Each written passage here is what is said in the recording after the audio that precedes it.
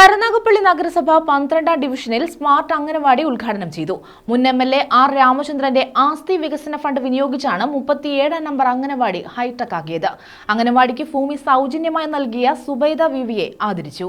കരുനാഗപ്പള്ളി നഗരസഭ 12ാം ഡിവിഷനിലെ 37ാം number അംഗനവാടിയാണ് hi tech ആക്കി മാറ്റിയത്. വാടക കെട്ടിടത്തിൽ പ്രവർത്തിച്ചു വന്ന അംഗനവാടിക്ക് സ്വന്തമായി സ്ഥലം കണ്ടെത്തിയാണ് പുതിയ കെട്ടിടം നിർമ്മിച്ചത്.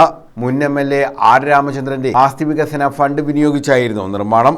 മന്ത്രി ജെ ചിഞ്ചുറാണി ഹൈടെക് അംഗനവാടിയുടെ ഉദ്ഘാടനം നിർവഹിച്ചു.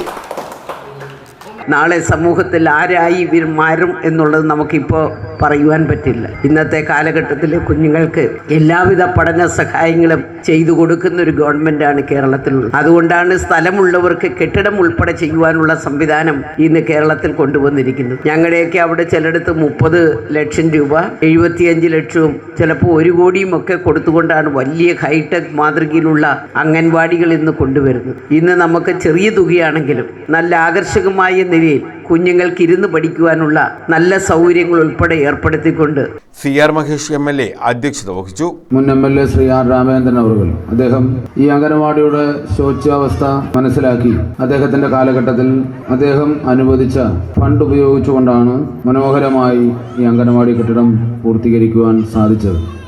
നഗരസഭാ ചെയർമാൻ പടിപ്പുര ലത്തീഫ് മുഖ്യ പ്രഭാഷണം നടത്തി.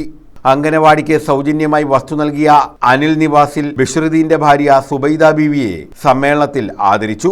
റോളർ സ്കേറ്റിംഗിൽ ലോക റെക്കോർഡ് ഉൾപ്പെടെ നിരവധി മെഡലുകൾ നേടിയ റസൽ ബാദുഷായി അനുമോദിച്ചു. ജനപ്രതിനിധികൾ, ഉദ്യോഗസ്ഥർ, ICDS ഭാരവാഹികൾ തുടങ്ങിയവർ പങ്കെടുത്തു.